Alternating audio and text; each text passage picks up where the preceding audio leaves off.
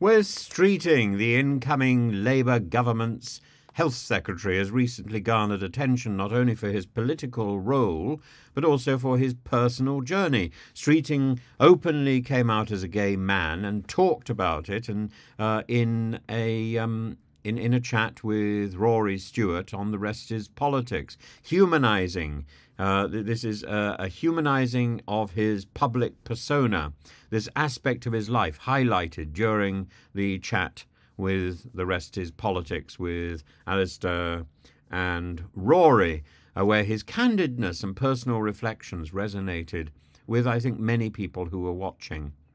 And in his recent efforts to address the ongoing dispute with the British Medical Association and with the Junior Doctors Committee, the JDC, over the demand for a 35% pay restoration, Streeting has called for talks to find a resolution. And despite the Labour Party's reluctance to fully meet the pay demands, he has expressed optimism about reaching an agreement.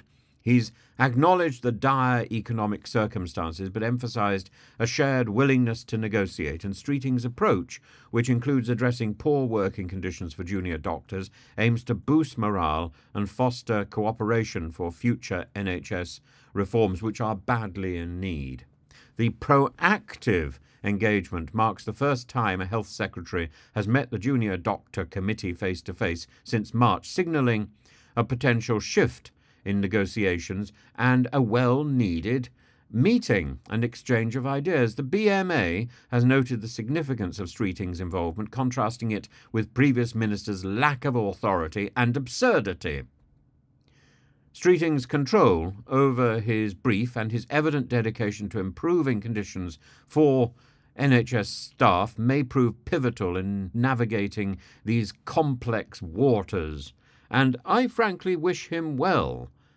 I've looked on with dismay at the previous Secretary of State, the Conservative Secretary of State, and the dithering that has gone on, and the failure to reach any sort of agreement, and the haughty disdain, the language of contempt that seems to have emanated from the ministry. We need something where the minister can engage with the people who are dissatisfied, and there's every reason to be dissatisfied in the NHS. And as far as junior doctors are concerned, we pay more to people who are collecting the rubbish on our streets. Not that the people who collect the rubbish on our streets should not be well paid, but somehow I think if we're going to go into hospital and we're going to place ourselves in the hands of the medical profession, and first and foremost in the hands of junior doctors, surely we should be paying them a little bit more.